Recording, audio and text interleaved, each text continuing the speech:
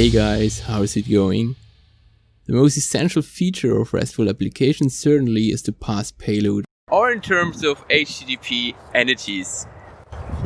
JAX-RS has great support for transferring, parsing and rendering entities built in.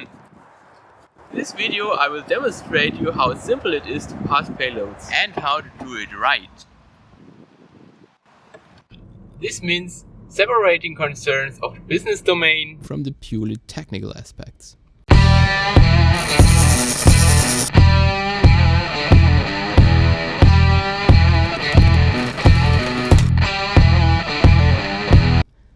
JAX-RS is a top-down Java API, which means it wants you to design interfaces with Java in mind, not with HTTP in mind.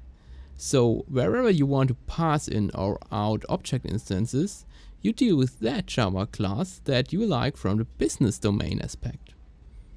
In this example, we can process apples and we turn them into apple pie. The method that does this will look like this.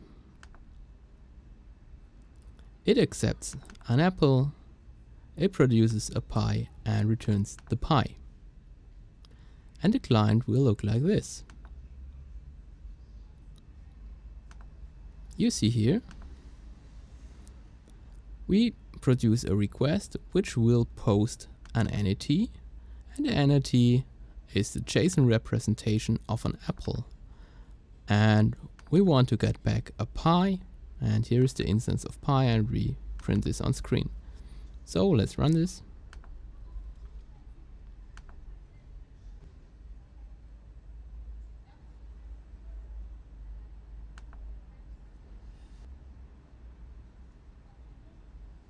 And we can see here we got back an instance of pie. But how does JAX-RS client and server know the serialized data format? This is where entity providers come into play. Entity providers are the glue code that tells JAX-RS how to render or parse an entity. Entity providers are either message body readers, that are parsers, or message body writers, which means renderers. To render entities from apples, we need a message body writer for apples for a particular media type. And to parse entities into pies, we need a message body reader for pies for a particular media type. You see the complexity? Different media types and different entity classes need different providers. If you ever wondered why your JAX-RS application worked well without writing any entity providers, JAX-RS has built-in entity providers for several common data types, like strings, and several common media types, like plaintext, JSON, and XML. You can find a list of the standard providers in the JAX-RS specification. You can find a link in the video description below. Also, the client has built-in methods to create requests for plaintext, JSON, and XML, so we do not need to tell explicitly the media type to render. So if all you need is plaintext strings, the solution is rather easy, but far from realistic. Real-world applications don't deal with strings, they deal with domain objects. If you transfer domain objects as JSON or XML, that's good for you because there's nothing to do.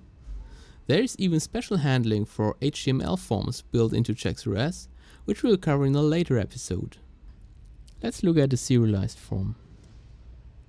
If we run this curl command, we will send an apple. Well, actually, it's an empty JSON object, and we send application JSON as the data format.